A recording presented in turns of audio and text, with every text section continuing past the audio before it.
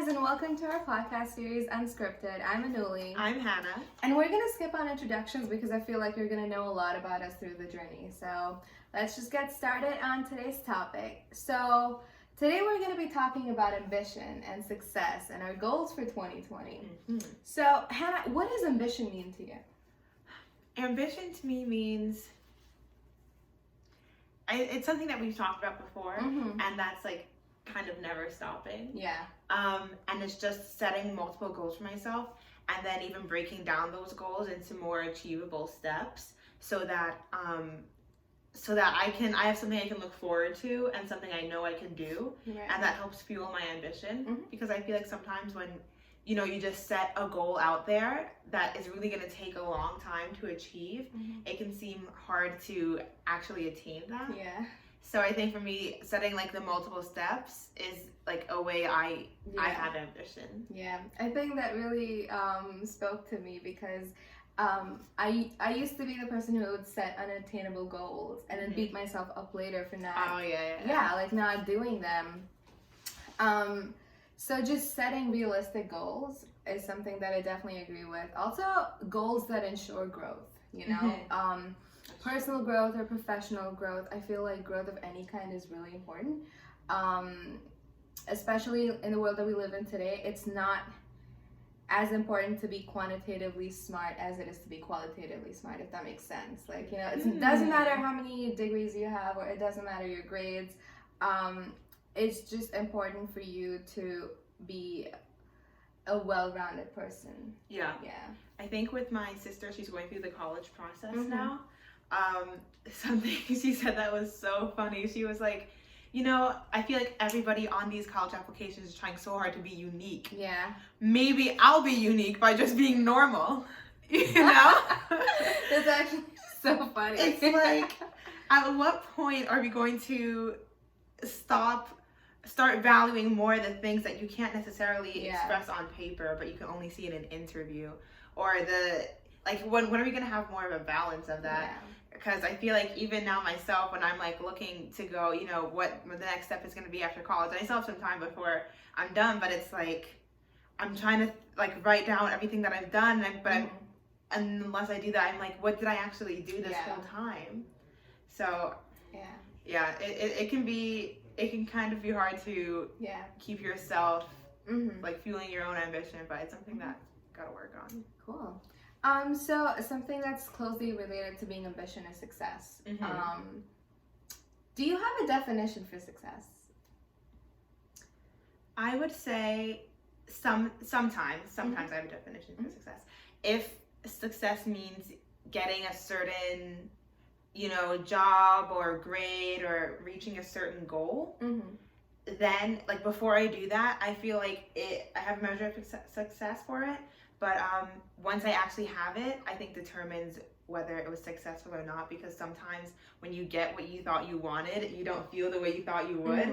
So if I do feel, elated that I got it, then I'm like, oh yeah, a successful effort. Or sometimes it's like, oh, okay, like cool, whatever. And I don't really mark it down as a success. But I think that, from now on I will start to, just so I can see that, oh, I actually did accomplish all of these things, even if the feeling didn't correlate to what I thought it would be. What about you? For me, I think we've talked about this before. For me, success probably does not have a definition in my head, because like when you assign a definition to something, you're just making it static, right? So you're not giving it enough leeway to grow. So for me, success is just looking back on all of my years and seeing growth, sometimes I look back at who I used to be and I'm like, wow, I've come a long way. And I have a long way to go. I'm not like, oh, this is the end of my journey. No. But when you like look back on your growth and you're like, wow, this is amazing. So that to me is a form of success for sure. Something that we're going to talk about in a future podcast is social media. Yeah. But now that we're on the topics of success, I kind of want to ask this of you. Let's do it. What do you think about posting your successes on social media and looking back at your social media as like a timeline of how you've grown? That's kind of a tricky topic in my head because I'm both for and against it. I feel like it's great to have social media as sort of a reminder or a documentary of some sorts to document your journey and be like, oh, this is who I used to be 4 years ago and this is where I'm at now. But again, at the same time, maybe that's good for you, but at the same time, a lot of people look at social media and a lot of people turn to social media just to get away from their lives or get away from something that's been bothering them, right? So when they stumble upon people that are showing their successes on social media, I feel like that can be an issue for mental health. You know, that can be like, oh, they're having an amazing life and here I am in my room. So I feel like that's when it can be a little problematic. So I personally believe it would be so cool if with your achievements and your successes, what if you also post your failures? Which is why I love LinkedIn, because I have to say LinkedIn is oh my god. I scroll more on LinkedIn than I do Facebook. Like literally every day, it's my new Facebook. Yeah. Because it's so uplifting, and there's so many people out there that are posting their failures. Like, this is what I wanted and this didn't happen, and guess what, and my day doesn't end, like I'm still going. And just reading that is so empowering. Yeah. What do you think about it?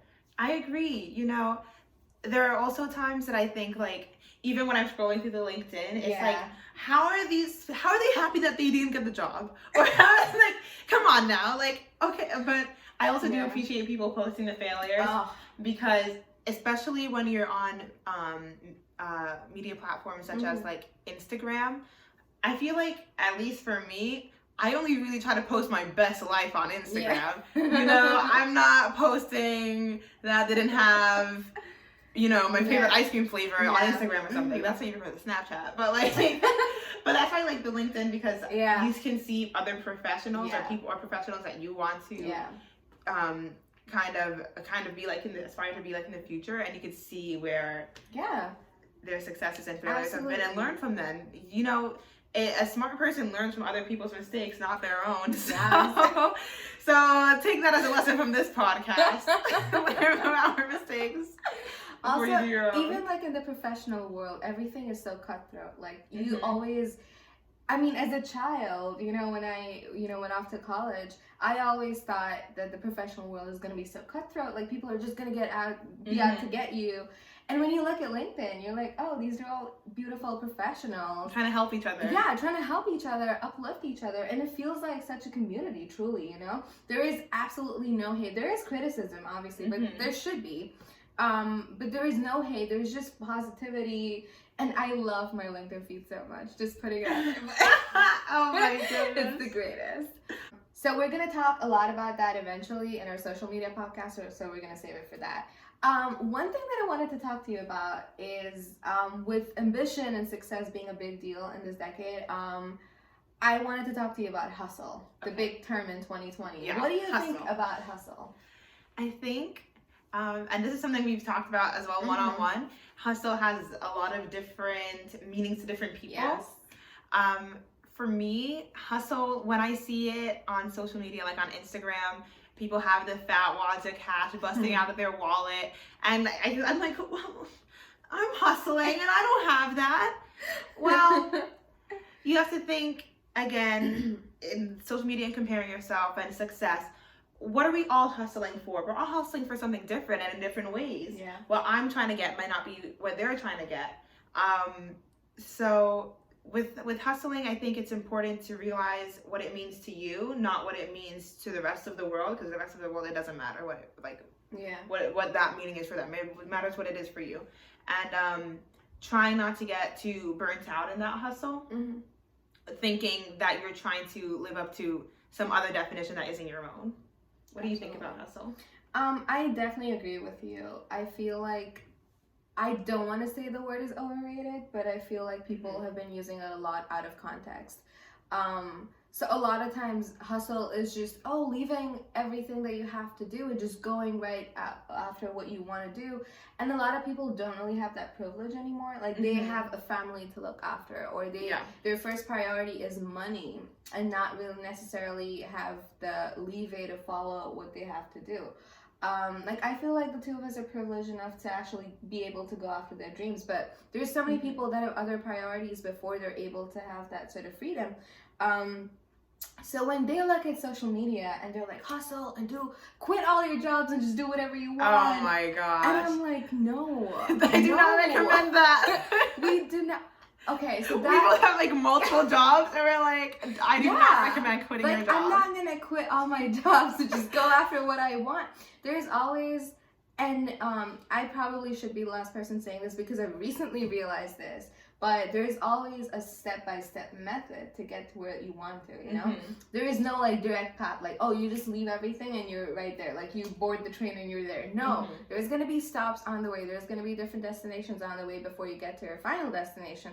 But even respecting that is hustle. Hustle doesn't necessarily mean, oh, like I'm gonna be the next world changer. No, if you work 9 to 5 and you're feeding your family, you're feeding yourself, and you're doing everything right, that's hustle. And that's okay. It's okay to celebrate that on social media too, you know? Yes, it's not just the big jobs and you, I don't know, the wads of money like you were saying. It's the little things too. It's okay to celebrate yourself on social media. It's totally okay. I agree. Yeah. Something that we were learning in my gender and work class was about like the Rosie the Riveter movement during and after World War II, when women were really going into the factories, replacing the men who were drafted for the war. Right.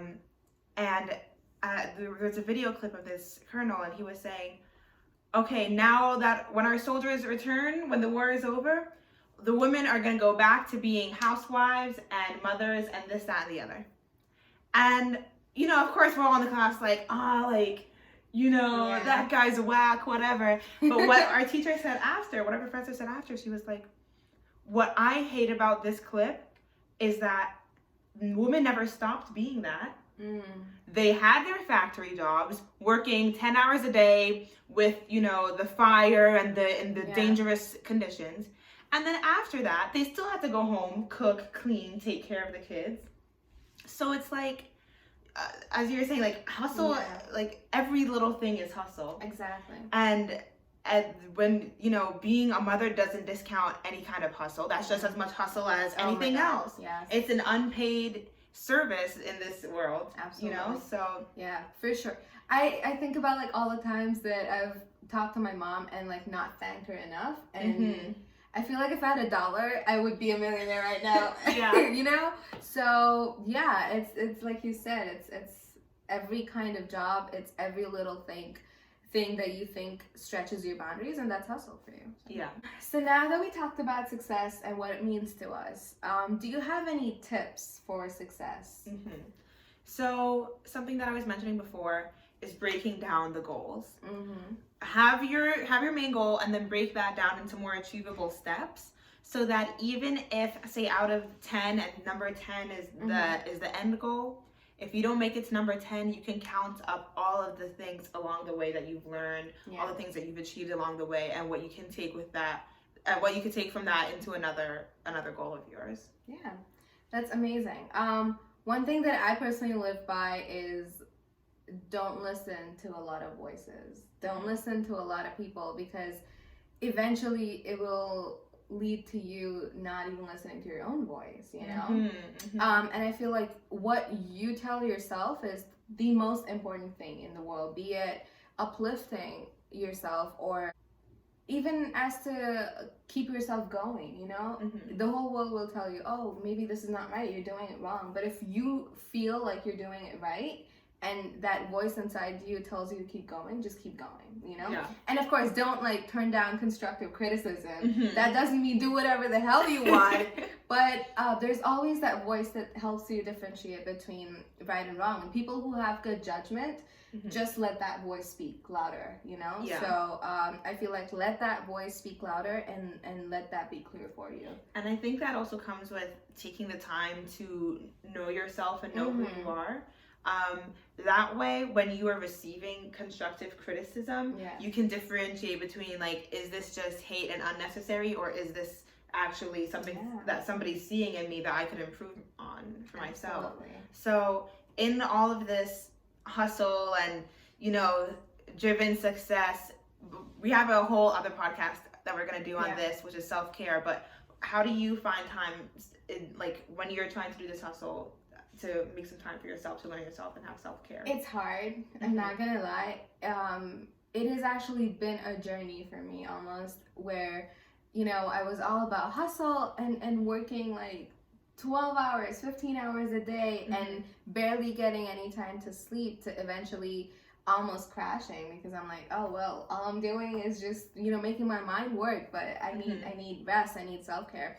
And like at this point, being burnt out is like a whole part of my personality, like that's who I am. But I feel like just taking an hour for yourself at the end of every day is the greatest thing you can do for yourself. Maybe longer than an hour, but if you're really strapped for time, like you could just do an hour, you know, come back home, do whatever feeds your soul, you know. And as romanticized as it sounds, like I just feel like feeding your soul is so important. Like you feed your body, but your soul is what keeps you going. Like it's that fire in you.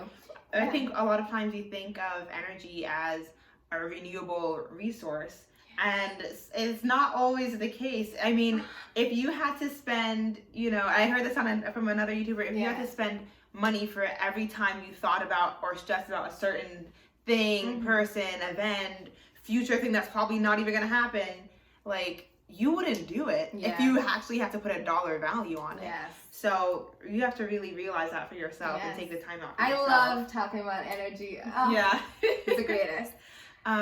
I think for myself, for self-care, I don't really have a set self-care routine right now, which I think I need to have, because when I think the time for self-care for me is when I'm fed up with a certain situation. And that's, I don't think necessarily healthy, because it really can demoralize you and, you know, put a cap on your ambition. I also agree with what you were saying about listening to too many voices and you know, having to listen to your own voice, because that's the most important. Something like last summer, I was working 2 jobs. One was an internship and one was another job, and I was working every single day between 6 and 9 hours a day. Oh my God. Yeah. So something that like my parents were telling me, were like, oh, you have to find a way to take a day off. You're going to get burnt out. And I said, and I know their intentions were good. Like they wanted me to have time to myself to relax. But I was like, don't tell me I'm going to get burnt out. Like I don't want you. I don't want any seeds to be planted. I don't want any nuggets in my head to like have some sort of doubt. Like maybe this is too much for me. Maybe I'm getting burnt out. And a lot of people will sometimes say that when they see you working hard and everything like that. And you have to know that sometimes it is coming from a good place. They want to see you happy and taking care of yourself. But you also have to know yourself and know, don't tell me not to get, you know, not to do all this because I'm going to get burnt out. I know my own limits.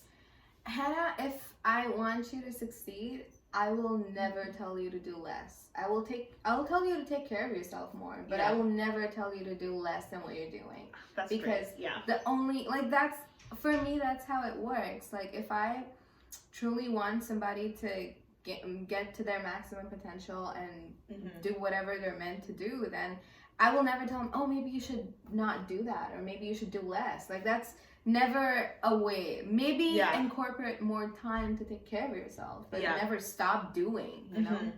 And I think kind of going off that, like, not telling somebody to do less, I agree. And that's maybe a tip for from the podcast as well. If you see somebody working hard and you see that they need to take care of themselves more, say, you know, maybe we could schedule time to go to the gym together or do whatever. Help them take care of themselves more, not to do less work. By taking care of themselves more, they will, you know, in turn be doing less work, but I'm sure they're already thinking, like, am I even doing enough? And if they think they're not doing enough, then basically your opinion in that way isn't going to really help them. And again, like, if you take care of yourself, your productivity will increase. Like, I'm sleeping a lot more, and my productivity is through the roof. Like, I get more work done than I would if I only, like, had, like, 2 hours of sleep. You know? So it's amazing. It really just affects your whole day. And I remember, like, in high school, my friends and I were talking about it, and it was just around midterm season, and it was like, if I get to bed late on a Sunday doing homework for Monday, that's going to be the pattern for the whole rest of the week, and I'm going to be tired for the whole rest of the week. But if you get that initial, if just set an initial time for you to start, like, your week. You know, sometimes some people do it Monday through Sunday. I do it Sunday through Saturday. But knowing, all right, this is when I'm gonna get my butt in gear for the rest of the week by getting 8 hours of sleep. I love that. Oh my god.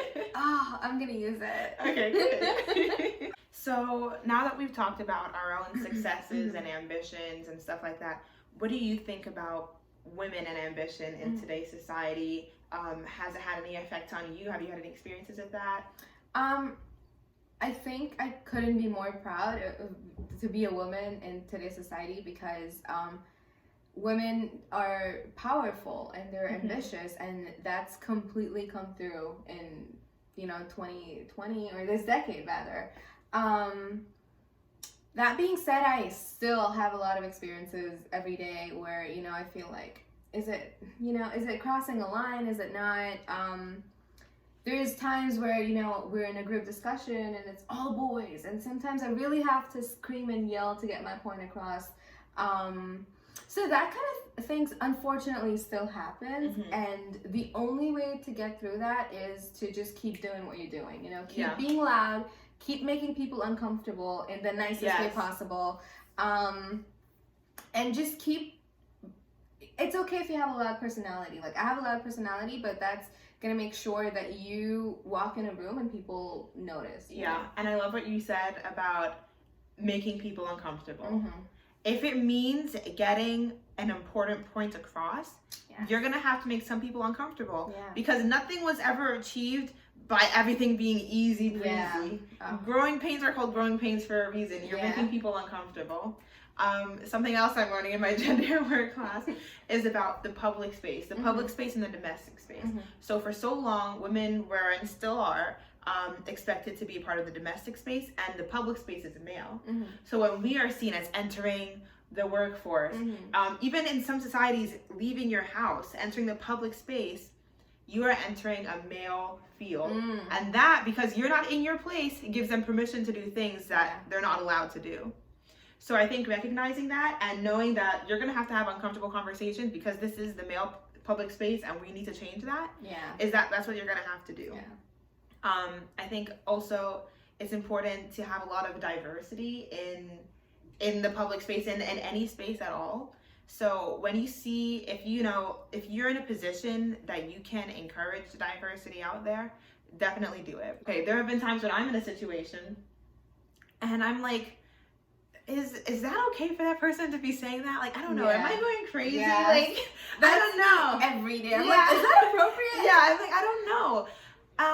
And it's only when there's somebody else there like me, and like me in any kind of way. In my year, where I'm from, my kind of background, whatever it is. Your mindset. My kind of mindset.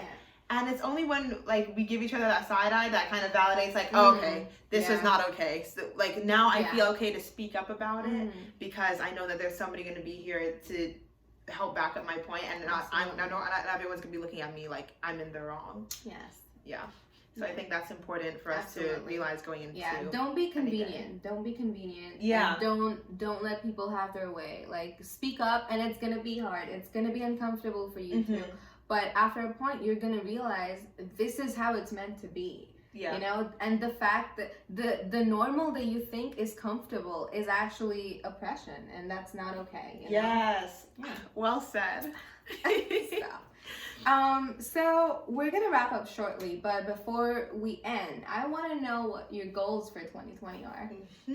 So let's see, my goals for 2020. I have not yet started. But we're gonna do it. I keep telling you, we have that's 11 months. We have 11 more months. But the thing is, also, by putting it out there on this podcast, like, it's gonna be holding myself accountable to actually do it. So I'll check back with y'all next year. One of my favorite words, accountability. Oh, and that's another podcast. So, okay, my goals for 2020. I want to learn how to read sheet music better, like in piano playing and stuff like that. I want to improve my Spanish, something I'm really trying to do. I want to start studying for, the tests that are going to help me get into grad school. That's something that's, like, on my agenda every day, but I always put other things before it. going to the gym more. I feel like a whole bunch of other basic things that everyone tries to have a New Year resolution for. But hey, what? No. Sometimes it's better to be normal instead of trying to stand out. There you go. No, they're totally valid. For me, my number one goal that I really want to enforce in every walk of life is to be absolutely fearless. Ooh. And that includes not caring about what people think, really just not letting people get to me, so that's like my number one goal, just putting myself out there and just not letting negativity get to me. Okay, so be sure to write in your goals or send us a voice message and we'll be able to put them in a future podcast. So let's summarize the things that people can take away from this today. Be absolutely fearless.